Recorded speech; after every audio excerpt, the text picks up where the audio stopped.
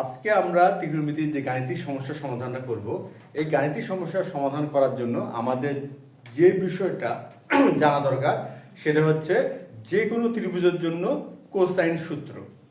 কোন বিষয়টি জানা দরকার? জানতে হবে যে কোনো ত্রিভুজের জন্য কোসাইন সূত্র। আচ্ছা, আমরা তাহলে যে কোনো ত্রিভুজের জন্য কোসাইন সূত্রটা কি বা কেমন হয় সে বিষয়টা আগে জেনে নেব, তারপরে আমরা যথারীতি গাণিতিক সমস্যার সমাধানটা করব। যদি এবিসি একটি ত্রিভুজ হয়, এবিসি হচ্ছে একটি ত্রিভুজ, আর আমরা জানি যে কোণ এ তার বিপরীত বাহুকে আমরা স্মল এ, কোণ বি তার বিপরীত বাহুকে স্মল বি, আর কোণ সি তার বিপরীত বাহুকে স্মল সি দ্বারা প্রকাশ করা হয়। আচ্ছা, এটা তো গেল একটা যে কোনো ত্রিভুজ, যেটাকে আমরা এখন এক্ষেত্রে ধরেছি এবিসি, এবং বাহুগুলো হচ্ছে এ স্মল বি এবং স্মল সি। আচ্ছা, এই ত্রিভুজের জন্য কোসাইন সূত্রটা কেমন হবে?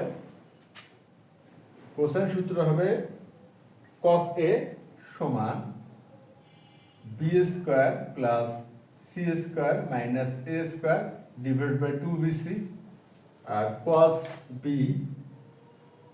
সমান হচ্ছে a square plus C square minus b square divide by 2ca, আর cos c সমান সমান হবে a square b square minus c square divide by 2ab। এই তো হচ্ছে যে কোনো ত্রিভুজের জন্য কোসাইন সূত্র। তিনটি কোণ হচ্ছে তিনটি, তাহলে কোসাইনের ফর্মেট আমরা কয়টা পেলাম? তিনটি পাবো। আর আমরা তো জানি এই যে স্মল লেটারগুলো দ্বারা আমরা বাহুর পরিমাপ বোঝাচ্ছি, তাহলে এই তো হচ্ছে আমাদের সেই কোসাইন সূত্র। এখন আমরা কি করব? এই কোসাইন সূত্রের ধারণা বা প্রয়োগ করার মাধ্যমে আজকের এই প্রমাণটি বা গাণিতিক সমস্যাটির সমাধান করার চেষ্টা করব। তাহলে এখন দেখে নিচ্ছি যে আজকে আমাদের যে গাণিতিক সমস্যাটি বা যে প্রমাণের বিষয়টা আসলে কি, তারপরে আমরা প্রমাণটা শুরু করি। আজকে আমাদের যে গাণিতিক সমস্যাটি সেটা হচ্ছে 1/a plus c plus 1/b plus c equal 3/a plus b plus c হলে দেখাও যে c সমান 60 ডিগ্রি বা c সমান 60 ডিগ্রি। এই হচ্ছে আমাদের আজকের প্রমাণের বিষয়। তাহলে আমরা এখন প্রমাণটা শুরু করতে পারি।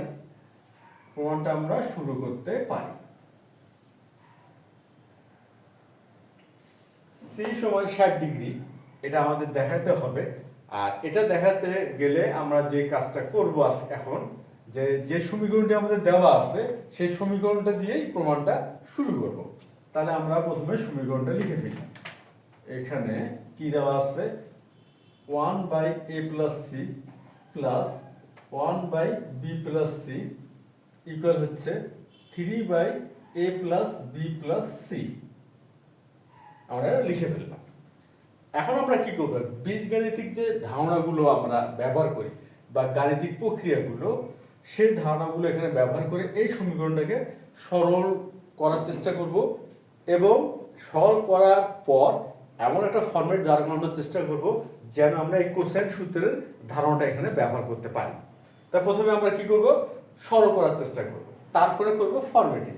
আচ্ছা, প্রথমে আমরা সরল করার চেষ্টা করি। এখানে বাম পক্ষে কি আছে? দুটি ভগ্নাংশ আছে, তাহলে আমরা ভগ্নাংশে যোগ করব। আর ভগ্নাংশে যোগ করতে গেলে কি করতে হবে? প্রথমে হরের লসাগু করতে হবে। আচ্ছা, তাহলে আমরা হরের লসাগু করে ফেলি। এখানে a প্লাস সি আর b প্লাস সি আছে, লসাগু ডেফিনেটলি তাহলে কি হবে? a প্লাস সি এবং b প্লাস সি হবে। তাহলে a plus c into b plus c, তাহলে a plus c into b plus c আমরা ভগ্নাংশের লসাগু পেয়ে গেলাম। এই ভগ্নাংশ দুটির লসাগু। এরপর এই হর দিয়ে এই লসাগুকে ভাগ করব, তারপরে ভাগফলের সাথে এই লবের গুণ করব। তাহলে a প্লাস সি, এটা যদি আমরা ভাগ করি তাহলে পাবো b প্লাস সি, আর b প্লাস সি 1 গুণ করলে হবে b প্লাস সি। অনুরূপভাবে এখানে আমাদের কি আসবে? b প্লাস সি ভাগ হয়ে যাবে, 1 হয়ে যাবে আর কি। তাহলে a প্লাস সি 1 গুণ করলে হবে a প্লাস সি, আর ডান পক্ষে যা আছে তাই থাকবে। এখন এখানে কি আছে? b plus c plus a plus c, এটাকে আমরা একটু সাজিয়ে নেওয়ার চেষ্টা করি এবং তারপরে কি করব? আর গুণন করব। কি করব আর গুণন। তাই এখানে আমরা কিভাবে সাজাবো, আমরা সাজাবো হচ্ছে এইভাবে সাজাই, a plus B plus c plus c দিয়ে সেকেন্ড ব্র্যাকেট দিলাম। আমরা এমন কেন করতেছি, যেহেতু আমরা এটা আর গুণ করব, গুণ করার সুবিধার্থে আমরা কিন্তু এই কাজটা করলাম, একটু সাজাই নিলাম। আর এখানে যেটা হরে আছে, এটা যা আছে তাই থাক, A plus C B plus C সমান সমান, আর ডান পক্ষে যা আছে তাই থাকবে।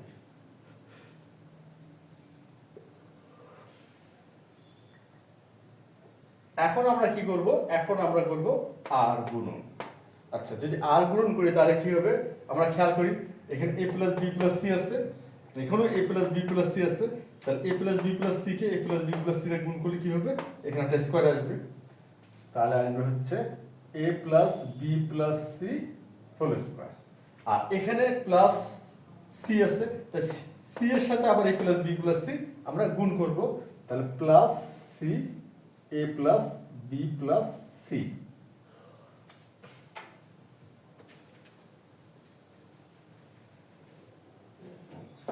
সমান, আর এখানে যে 3 আছে, আর 3 এর সাথে গুণ হবে কি a plus c into b plus c, তাহলে 3 এর সাথে আমরা গুণ করি a plus c into b plus c, আমরা আর গুণনটা করে ফেললাম। এখন এখানে দেখি কি আসলো, a plus B plus C whole square. আমরা জানি এটা হচ্ছে একটা বর্গ নির্ণয় সূত্র, আর এই সূত্র তো আমাদের সবারই জানা আছে।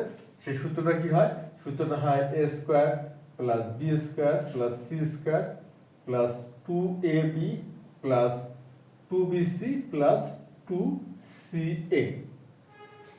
আমরা a plus B plus C whole স্কয়ারের সূত্রটা লিখে ফেললাম। এইটা হলো সূত্র, এই লিখলাম। এরপর কি আছে, C into A plus B plus C, তাই এটা আমরা গুণ করে দিই, তাহলে এটা হবে C A plus BC plus C square সমান। তাহলে আমাদের বাম পক্ষের কাজটা কিন্তু হয়ে গেল। এখন হচ্ছে ডান পক্ষ। তা ডান পক্ষে আমরা কি করব, ডান পক্ষে আমরা যেটা করব, প্রথমে এ প্লাস সি আর বি প্লাস সি গুণ করব, এ প্লাস সি আর বি প্লাস সি। তাহলে এ দিয়ে যদি গুণ করি তাহলে হচ্ছে এ বি প্লাস সি এ দিয়ে বি কে গুণ করলাম, সি কে গুণ করলাম, আর এখানে আবার সি আছে, সি দিয়েও কি করব, বি কে গুণ করব এবং সি কে গুণ করব, তাহলে এখানে হবে b c plus C square. তাহলে আমরা গুণটা করে ফেললাম। আচ্ছা, এখন আমরা একটু খেয়াল করি, এখানে 2ab 2bc 2ca, আর এখানে আছে ca plus bc plus c square. তাহলে এই যে 2ca আর ca, এখানে হবে 3ca, আর 2bc bc তাহলে হবে 3bc। তাহলে a square plus b square plus, আরেকটি বিষয় দেখি, এখানে c স্কয়ার আছে, এখানেও c স্কয়ার আছে, তাহলে হচ্ছে 2c স্কয়ার। আমরা আসলে কি করতেছি, আসলে আমরা যোগ করতেছি এখন। তাহলে 2ab এখানে কোনো ab আছে বাম পক্ষে, আর খেয়াল করি আমরা না, বাম পক্ষে কোনো ab নেই, তাহলে 2ab থাকবে। আচ্ছা, এখানে 2bc আছে, আর এখানেও একটা bc আছে, তাহলে হবে 3bc, এখানে লিখলাম 3bc। তারপর আরেকটা বিষয় খেয়াল করি, এখানে আছে 2ca, এখানে আছে ca, তাহলে হবে 3ca। আমরা কিন্তু যোগটা করে ফেললাম। আচ্ছা, ইকুয়াল 3 দ্বারা গুণ করি, তাহলে 3ab plus 3ca plus 3bc plus হচ্ছে 3c স্কোয়ার। আমাদের গুণটা হয়ে গেল। আচ্ছা, এখন আমরা একটা বিষয় খেয়াল করি, এই যে বাম পক্ষে 3bc আছে, ডান পক্ষ 3bc আছে, তারপরে বাম পক্ষে 3ca আছে, ডান পক্ষ 3ca আছে। তাহলে আমরা উভয় পক্ষ থেকে যোগের বর্জন বিধি যেটা বলে, একটা সমীকরণের সমাধানের যোগের বর্জন বিধি, অর্থাৎ বাম এবং ডান পক্ষে যদি একই সংখ্যা বা রাশি যোগ আকারে থাকে তাহলে সেটা বাদ দেওয়া যায়। তাহলে আমরা উভয় পক্ষ থেকে 3bc 3ca 3bc 3ca বাদ দিতে পারি। আচ্ছা, তাহলে আমরা বাদ দিয়ে ফেলি। বাদ দিলে থাকতেছে a square plus b square plus 2c square plus হচ্ছে 2ab সমান সমান 3ab প্লাস 3c স্কয়ার। আমরা উভয় পক্ষ থেকে কি করলাম, বাদ দিয়ে ফেললাম। এরপর আমরা সাইড চেঞ্জ করব, তাহলে কি হবে a square plus b square plus 2c square, এই যে প্লাস 3c স্কয়ার সেখানে হবে মাইনাস 3c স্কয়ার সমান সমান হলো 3ab মাইনাস 2ab। আমরা কি করলাম, উভয় পক্ষ থেকে সাইড চেঞ্জ করলাম। উভয় পক্ষের সাইড চেঞ্জ করলাম মানে হচ্ছে এখানে প্লাস 3c স্কয়ার ছিল, এটা বাম পক্ষে নিয়ে আসলাম, তাহলে মাইনাস 3c স্কয়ার হলো। আর এখানে প্লাস 2ab ছিল, এটা ডান পক্ষে নিয়ে গেলাম, তাহলে মাইনাস 2ab হলো। আচ্ছা, এরপর আমরা গাণিতিক ক্যালকুলেশন করে নেই, তাহলে a square b square minus c square হবে, আর এখানে হবে ab। এখন আমরা যে প্রমাণের শুরুতেই বা আমাদের গাণিতিক ক্যালকুলেশনের পূর্বেই আমরা যে কোসাইন সূত্রের ধারণা নিলাম, সেই ধারণাটা আমরা আরেকবার দেখে নেই। সেটা কি ছিল, cos c সমান সমান ছিল b স্কয়ার, আচ্ছা a স্কয়ারটা দিয়ে শুরু করি, a square plus b square minus c square equal হচ্ছে 2ab। এই ছিল কোসাইন সূত্র। এখন একটা বিষয় খেয়াল করি, এখানে কি আছে, a square plus b square minus c square আমাদের কিন্তু বাম পক্ষে আসছে, a square plus b square minus c square, কিন্তু এখানে ডিভাইডেড বাই 2ab, এখানে কিন্তু আমাদের ডিভাইডেড বাই 2ab নাই, 2ab অনুপস্থিত। যদি এখানে 2ab একটা থাকতো তাহলে আমরা অনায়াসে এই cos c লিখতে পারতাম। কি করতে পারতাম, অনায়াসে এই cos c টা এখানে লিখতে পারতাম। আচ্ছা, কিন্তু এখানে নাই, তাহলে এক্ষেত্রে আমরা কি করব, এই যে আমরা যে কথাটা বলি বা ব্যবহার করি শব্দটা ফরম্যাটিং করা, অর্থাৎ কোনো সূত্র বা অনুসিদ্ধান্ত ব্যবহার উপযোগী করে গাণিতিক হিসাবটাকে দাঁড় করানো, সেটা করতে গেলে কি করতে হবে, উভয় পক্ষকে 2ab দ্বারা ভাগ করতে হবে। আচ্ছা, আমরা জানি সমীকরণের সমাধানের যে বিষয়টা, উভয় পক্ষকে একই সংখ্যা দ্বারা গুণ অথবা ভাগ করলে সমীকরণের মানে কোনো পরিবর্তন হয় না।